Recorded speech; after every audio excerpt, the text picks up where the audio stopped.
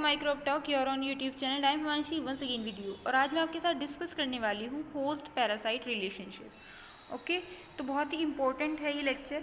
Okay कि medical microbiology and immunology अगर आप पढ़ रहे हैं तो उससे पहले ये टॉपिक आप ज़रूर पढ़ते हैं, या फिर मेडिकल रिलेटेड कोई भी चीज़ें आप पढ़ रहे हैं। ठीक है, स्पेशली इन्फेक्शियस डिजीज़ के बारे में जब हम पढ़ते हैं तो हमें ये कॉन्सेप्ट जो है होस्ट पैरासाइट के रिलेशन का वो बहुत अच्छे से क्लियर होना चाहिए। तो चलिए जानते हैं। और जानने से पहले जिनका रिलेशन है उनको समझना जरूरी है, यानी कि होस्ट क्या है एंड पैरासाइट क्या है वो समझ लेते हैं एक बार क्या है। तो एक लार्ज ऑर्गेनिज्म जो क्या कर रहा है, सपोर्ट कर रहा है सर्वाइवल को या फिर ग्रोथ को स्मॉलर ऑर्गेनिज्म के, उसे हम क्या कहते हैं, होस्ट। ठीक है, जैसे कि यहाँ पर एक डायग्राम दिखाया मैंने, ठीक है, फनी सा ही थोड़ा, तो एनिमेटेड सा। तो यहाँ पर आप इस डायग्राम में देख रहे हैं कि लार्ज ऑर्गेनिज्म, एग्जाम्पल के लिए यहाँ पर क्या हो गया, ह्यूमन। ठीक है, ये किसी दूसरे ऑर्गेनिज्म, ये क्या है, एक वायरस। ठीक है, अब ये दूसरा ऑर्गेनिज्म वायरस हो सकता है, बैक्टीरिया हो सकता है, या कोई भी पैथोजन हो सकता है जो डिजीज़ कोज करे। ठीक है, तो ये क्या होगा, इसके अंदर जो रहेगा तो इसे हम क्या बोलेंगे, पैरासाइट। ठीक है, पैरासाइट बहुत सारे टाइप के होते हैं, वो हम थोड़ा सा बाद में जानेंगे। ठीक है, तो एक लार्ज ऑर्गेनिज्म, ठीक है, जो किसी और ऑर्गेनिज्म को, स्मॉलर ऑर्गेनिज्म को शेल्टर दे रहा है, न्यूट्रिएंट दे रहा है। ठीक है, तो ये और लार्ज ऑर्गेनिज्म क्या कहलाएगा, होस्ट कहलाएगा। ठीक है, और जो स्मॉलर ऑर्गेनिज्म रह रहा है उसके अंदर से हम क्या कहते हैं, पैरासाइट। ठीक है, तो ऑर्गेनिज्म दैट लिव और on within a host organism and are metabolically dependent on the host. ठीक है, यानी कि वो ऑर्गेनिज्म जो क्या है, किसी भी और होस्ट के अंदर रह रहा है, किसी और होस्ट के अंदर रह रहा है, या फिर किसी भी ऑर्गेनिज्म में रह रहा है, कि अंदर रह रहा है या बाहर रह रहा है। ठीक है, हो सकता है ना उसकी बॉडी के सरफेस पे रहता हो। ठीक है, जैसे जुएँ होती हैं, है ना, वो सिर में हो जाती है, वो बॉडी के ऊपर रह रही हैं। अब कुछ वर्म्स होते हैं, ठीक है, जैसे एस्केरिस, वो कहाँ पे रहता है, हमारे स्टमक में रहता है। तो उसका मतलब क्या है, वो विद इन रह रहा है, तो वो भी एक तरीके का क्या है, पैरासाइट है। ठीक है, however any organism that goes disease is a parasite. ठीक है, तो वो ऑर्गेनिज्म जो क्या करने वाला है, यस, डिजीज करने वाला है, वो पैरासाइट है। ठीक है, नॉर्मल माइक्रोफ्लोरा जो होता है या नॉर्मल माइक्रोबायोटा होता है, जैसे कि जो एसोसिएट रहता है किससे, हमारे गट से, वो भी कभी कभी क्या होता है, पैरासाइट बन जाता है। जब वो क्या करेगा, यस, जब वो ऐसी लोकेशन पे प्रेजेंट होता है किसी भी होस्ट में, ठीक है, जहाँ से वो नॉर्मली खुद को क्या कर सके, कॉलोनाइज कर सके, यानी कि अपनी नंबर को बढ़ा सके। नॉर्मल माइक्रोबायोटा में ऑलरेडी आपको पढ़ा चुकी हूँ क्या होता है। ठीक है, लेक्चर आपको नीचे डिस्क्रिप्शन में मिल जाएगा, मेडिकल माइक्रोबायोलॉजी एंड इम्यूनोलॉजी वाली प्लेलिस्ट का, तो आप वहाँ से जा करके देख सकते हैं। ठीक है, थोड़ा सा बता देते हैं, नॉर्मल माइक्रोबायोटा वो माइक्रो ऑर्गेनिज्म होते हैं जो नॉर्मली हमारी बॉडी में स्टे करते हैं। ठीक है, लेकिन हमें कोई हार्म नहीं देते हैं, हार्म नहीं करते हैं हमारी बॉडी को। लेकिन जैसे ही वो अपने नंबर को इंक्रीज़ करते हैं, सूटेबल कंडीशन देखते हैं। ठीक है, सूटेबल कंडीशन आने पे वो जो अपने नंबर को इंक्रीज़ कर लेंगे तो वही क्या बन सकते हैं, इन्फेक्शंस बन सकती हैं। तो ये रहते कैसे हैं, एज अ पैरासाइट भी रह रहे हैं, लेकिन मुचुअलिज्म में रह रहे हैं। ठीक है, क्योंकि उनसे भी हमारी बॉडी का कुछ ना कुछ बेनिफिट मिलता है, लेकिन अपने नंबर को इंक्रीज़ करने के बाद ये क्या कर सकते हैं, इन्फेक्शन कोज कर सकते हैं। ठीक है, अब थोड़ा सा जान लेते हैं पैरासाइट किस किस टाइप के होते हैं, ड्यूरेशन के अकॉर्डिंग कि कितने टाइम वो रहेंगे। 2 टाइप के होते हैं, एक टेम्परेरी और एक पार्शियल। ठीक है, टेम्परेरी कैसे होंगे, जब वो क्या होता है ना कि ट्रांजिएंट माइक्रोफ्लोरा या ट्रांजिएंट बायोफ्लोरा आएगा इसमें। ठीक है, जो क्या करते हैं, कभी आ जाते हैं बॉडी में, कभी बॉडी से बाहर चले जाते हैं। ठीक है, जैसे स्किन पर रहने वाले जो हमारे माइक्रोब्स होते हैं। ठीक है, कुछ होते हैं परमानेंट या फिर टोटल। ठीक है, ये कैसे होते हैं, परमानेंट या टोटल कैसे होते हैं, कि ये हमेशा हमारी बॉडी में रहेंगे या बॉडी पे रहेंगे। ठीक है, कुछ दूसरा जो बेस है क्लासिफिकेशन का वो है डिग्री ऑफ डिपेंडेंट। ठीक है, कुछ कैसे होते हैं, फैकल्टेटिव या फिर ऑप्शनल बोलते हैं। ठीक है, तो फैकल्टेटिव या ऑप्शनल का मतलब क्या होगा, वो माइक्रो ऑर्गेनिजम्स, ठीक है, जो क्या है, अगर वो पैरासिटिज्म में नहीं रह रहे हैं, ठीक है, यानी कि होस्ट के अंदर नहीं रह रहे हैं, तो सर्वाइव तो करेंगे बट अपने आप को बहुत अच्छे से ग्रो नहीं कर पाएंगे। ठीक है, या फिर इन्हें जब भी ऑप्शन मिलेगा ये क्या बन जाएंगे, पैरासाइट बन जाएंगे। ठीक है, दूसरे कैसे होता है, ओब्लिगेट या फिर कंपल्सरी पैरासाइट।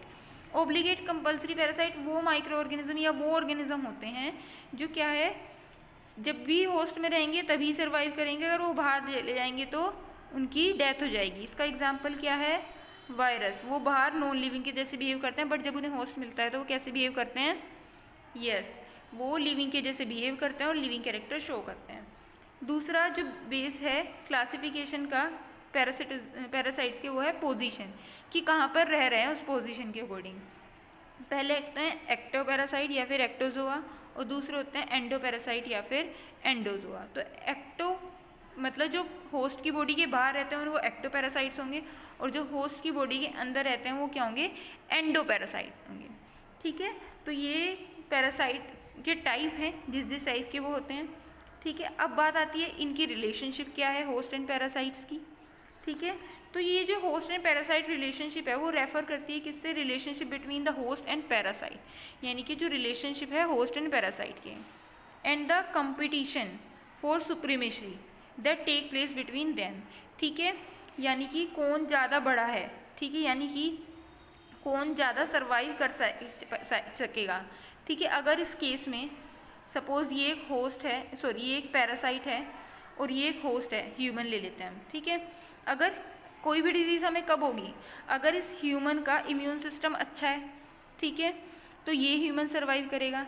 लेकिन अगर इस जो ये हमारा पैरासाइट है, अगर इसकी कैपेसिटी है कि ये क्या कर सके, डिजीज़ को कोज कर सके, जो पैथोजन है उसको किल कर सके, सॉरी होस्ट है जो उसको इम्यून सिस्टम को डाउन कर सके, तो हमारा कौन सर्वाइव करेगा, पैथोजन सर्वाइव करेगा या पैरासाइट सर्वाइव करेगा। बट अगर होस्ट की इम्यूनिटी अच्छी है तो वो इस पैरासाइट के साथ भी क्या पाएगा, सर्वाइव कर पाएगा। तो यहाँ पर मेन खेल का हमेशा एक पर पॉजिटिव और एक पर नेगेटिव इम्पैक्ट पड़ेगा। ठीक है, अगर होस्ट की इम्यूनिटी अच्छी है तो पैरासाइट पे नेगेटिव इम्पैक्ट पड़ेगा क्योंकि वो अपने आप को ग्रो नहीं कर पाएगा। लेकिन अगर होस्ट की इम्यूनिटी वीक है तो जो हमारा पैरासाइट है उस टाइम पे उस पर पॉजिटिव इम्पैक्ट पड़ेगा क्योंकि वो अपने नंबर को इंक्रीज़ कर रहा है, और हमारा जो होस्ट है उस पर नेगेटिव इम्पैक्ट पड़ेगा। ठीक है, if the host has upper head, यानी कि अगर होस्ट ज़्यादा हम क्या सुप्रीम है यहाँ पर, ठीक है, due to increase host resistance, क्योंकि उसका होस्ट रेजिस्टेंस अच्छा है, उसकी इम्यूनिटी अच्छी है, तो वो क्या रहेगा, हेल्दी रहेगा, है ना। और अदरवाइज़ क्या होगा, जो पैरासाइट है वो क्या हो जाएगा, यस वो ज़्यादा सुप्रीम हो जाएगा। ठीक है, ऑन द कॉन्ट्ररी, ठीक है, वही बता रहे हैं यहाँ पे ये। ठीक है, disease is generally considered as नीचे, ठीक है, वो बात कर रहे हैं डिजीज़ क्या है, डिजीज़ कंसीडर कर सकते हैं कोई भी change from the journal state of the good health. ठीक है, यानी कि जब इंसान की कोई भी गुड हेल्थ मतलब हेल्थ अच्छी है उसमें जब कोई भी चेंज आ रहा है तो वो क्या है, डिजीज़। ठीक है, but this does not present true scientific nature of disease.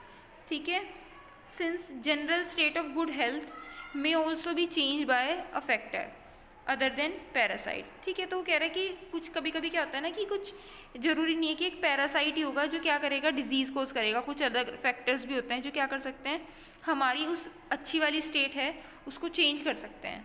ठीक है, जैसे कि वो हमारे आसपास का एटमॉस्फेयर हो सकता है जिससे हमारा मेंटल हेल्थ भी काफ़ी हद तक इफेक्ट होता है। ठीक है, the disease is male functioning process. ठीक है, तो डिजीज़ क्या एक मेल फंक्शनिंग प्रोसेस है जो किसकी वजह से हो रहा है, continuous limitations by the parasites. ठीक है, जो डिजीज़ है should not be confuse with infection. ठीक है, बहुत सारे लोग क्या करते हैं डिजीज़ को इन्फेक्शन मान लेते हैं। A person may be infected without becoming diseased. ठीक है, एक पर्सन इन्फेक्टेड हो सकता है बट जरूरी नहीं है उसमें डिजीज़ हो ही। जैसे इसका एग्जांपल है अभी कोरोना वायरस कितना ज़्यादा हो गया है इंडिया में। ठीक है, अभी तो काफ़ी कम हो गया है हालांकि, लेकिन कितना एक टाइम था ना पिछले साल की अगर मैं बात करूँ 2020 में तो कितना ज़्यादा हो गया था। अभी 2021 की स्टार्टिंग में भी काफ़ी था। ठीक है, तो जरूर ऐसा अब यहाँ पर आप देख रहे होंगे रोड पर फिर भी कितने लोग जा रहे थे जबकि गवर्नमेंट ने कितने ज़्यादा बोला था सावधानी रखने के लिए, उसके बाद भी लोग बाहर निकल रहे थे। तो कोरोना तो ऑब्वियसली उनमें भी माइग्रेट किया होगा बट उनमें कहीं ना कहीं क्या था, एक होस्ट रेजिस्टेंट था जिसलिए वो क्या कर पाए, खुद को सर्वाइव कर पाए। तो यानी कि कोरोना ने उनको इन्फेक्ट तो किया बट ज़रूरी नहीं है कि वो डिजीज़ हुई उन्हें।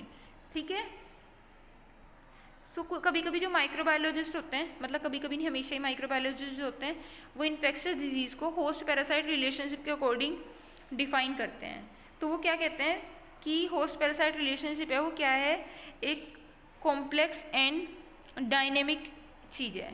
ठीक है, क्या कहा उन्होंने, when a parasite is growing and multiply with in a host.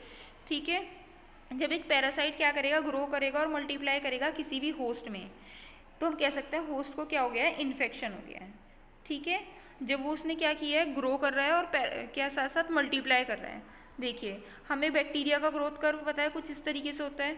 ठीक है, तो यहाँ जब ये वाली स्टेज है, ठीक है, जब वो इन्वायरमेंट को अडेप्ट कर रहा है, लैग लॉग स्टेशनरी और डेथ डिक्लाइन फेज होता है।